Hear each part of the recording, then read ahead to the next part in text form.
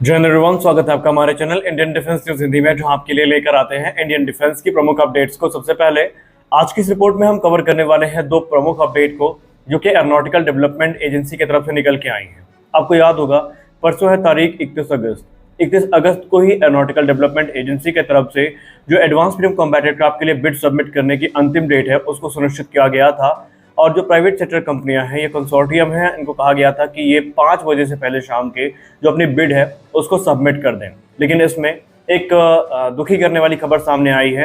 अभी तक किसी भी प्राइवेट सेक्टर कंपनी ने अपनी जो बिड है वो सबमिट नहीं करी है, जिसके चलते अब जो टाइमलाइन है इसको एक्सटेंड कर दिया गया है और अब इस टाइमलाइन को 30 सितंबर तक बढ़ा दिया गया है। 30 सितंबर शाम 5 बजे के पहले जो प्राइवेट सेक्टर कंपनियां हैं, इनको अपनी जो बिड है वो सबमिट करनी है। इसके अलावा हम बात करेंगे तेजस मार्क 2 फाइटर एयरक्राफ्ट के बारे में, और हम जानेंगे कि कैसे तेजस मार्क 2 के लिए जो इंपॉर्टेंट टेस्टिंग है अब वो शुरू हो चुकी है। एरोनॉटिकल डेवलपमेंट एजेंसी सिलसिलेवार तरीके से अलग अलग जो टेस्टिंग है वो करना शुरू कर चुकी है, और हम ये भी जानेंगे ये टेस्टिंग कौन कौन सी हो रही है, इनका क्या महत्व है और क्यों इन टेस्टिंग के बाद तेजस मार्क 2 की जो डेवलपमेंटल टाइमलाइन है वो बहुत छोटी रह जाएगी। चलिए शुरू करते हैं आज का अपना ये वीडियो, जहाँ पर हम इन दोनों विषयों के बारे में संक्षिप्त रूप में बात करेंगे।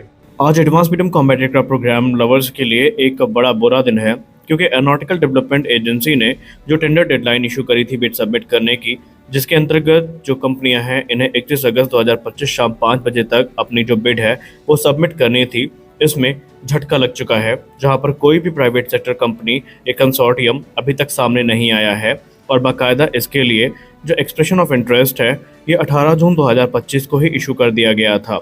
और अब यहाँ पर एक नई ड्यू डेट सामने आई है, जहां पर 30 सितंबर 2025 शाम 5 बजे तक ये जो बिड्स हैं ये सबमिट करनी है। अब यहाँ पर इस पूरे के पूरे रिपोर्ट को एक तरफा नज़रिए से दिखाया जा रहा है, जबकि कुछ सोर्सेस का ये मानना है कि जो खुद प्राइवेट सेक्टर कंपनियां हैं इन्होंने एक्स्ट्रा टाइम की डिमांड करी है। हालांकि ऑफिशियली इस चीज़ को एक्नॉलेज नहीं किया गया है, लेकिन रिपोर्ट से ही इंगित करती है कि ये जो एक्सटेंशन हुआ है इसके पीछे का कारण ये है कि अभी जो बिड्स हैं वो संभावित हैं कि तैयार नहीं हो पाई हैं। अब यहाँ पर एक और चीज़ हमें देखने को मिली है कि जो advance medium combat aircraft programme है ये बेसिकली एरोनॉटिकल डेवलपमेंट एजेंसी के अंतर्गत आता है, और इसका उद्देश्य है भारत को स्टेल्थ फाइटर से इक्विप करना।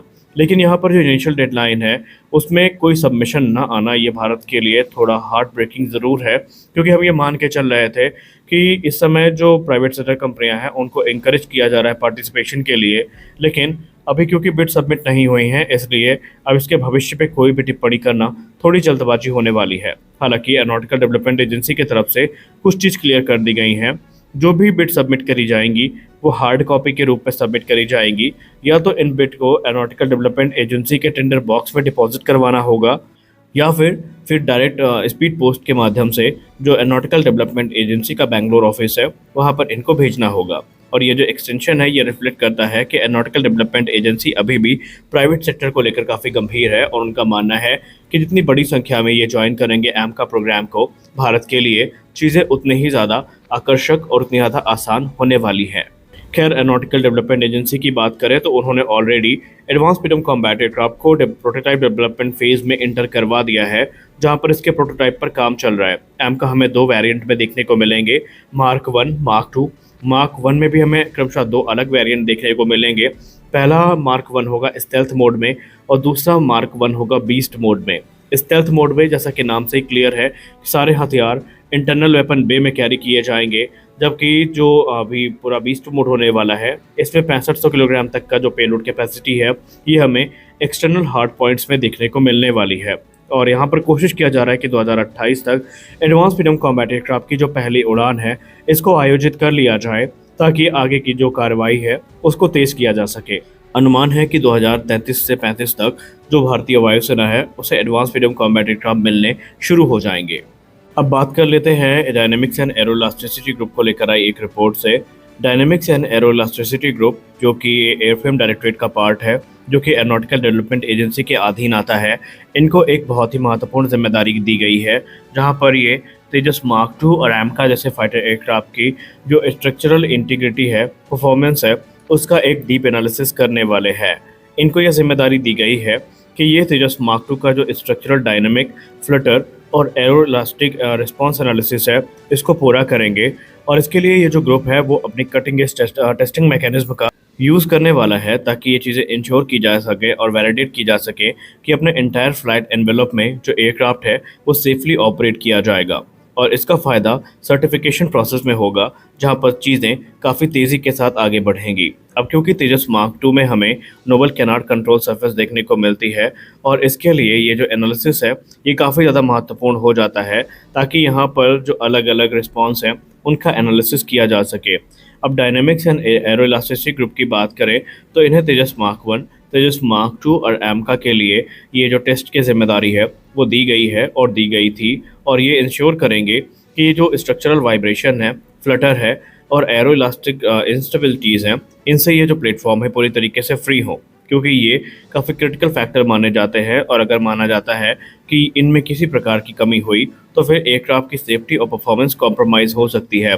मॉडर्न एयरक्राफ्ट डिज़ाइन की बात करें तो वो हाई स्पीड और एक्सट्रीम एरोडायनेमिक लोड के अंतर्गत ऑपरेट करते हैं, और ऐसे में सोफिस्टिकेटेड एनालिसिस की ज़रूरत पड़ती है, जो कि ये हमें समझने में काफ़ी मदद करते हैं कि जो डायनेमिक फोर्सेस हैं उनको ये कैसे विथस्टैंड करेंगे। अब ये जो पूरा प्रोसेस है ये पूरा 4 चरण में पूरा किया जाएगा। पहला होगा स्ट्रक्चरल डायनेमिक एनालिसिस। इसमें एयरक्राफ्ट का जो रिस्पॉन्स है डायनेमिक लोड्स के अगेंस्ट उसका अध्ययन किया जाएगा और ये देखा जाएगा कि ये कैसे जो हाई स्पीड मनोवर्स हैं, टर्बुलेंस हैं और वेपन रिलीज हैं उसको इनकाउंटर करता है, उस पर कैसे रिएक्ट करता है, और उसी के आधार पर जो रिपोर्ट है वो तैयार करी जाएगी। फिर दूसरा होगा फ्लटर एनालिसिस। यहाँ पर ये देखा जाएगा कि जो एरोलास्टिक फ्लटर है, जो कि एक डेंजरस फिनोमेना माना जाता है, क्योंकि माना जाता है कि जो एरोडायनेमिक फोर्सेस हैं जब ये स्ट्रक्चरल वाइब्रेशन के साथ कपल करती हैं तो फिर ये एक कैटेस्ट्रॉफिक फेलियर का कारण बनती है, और इसीलिए एयरक्राफ्ट के जितने भी वेरिएंट हैं इनको फ्लटर फ्री रखे जाने की जो कोशिश है वो की जा रही है, ताकि ये पूरी तरीके से सेफ रह सके। उसके बाद एरोलास्टिक रिस्पॉन्स एनालिसिस किया जाएगा। इसके अंतर्गत ये देखा जाएगा कि जो इंटरेक्शन है एरोडायनेमिक फोर्सेस का और स्ट्रक्चरल इलास्टिसिटी का वो कैसा है, और इसी के आधार पर ये प्रेडिक्ट किया जाएगा कि कोई इशू आ सकते हैं या नहीं।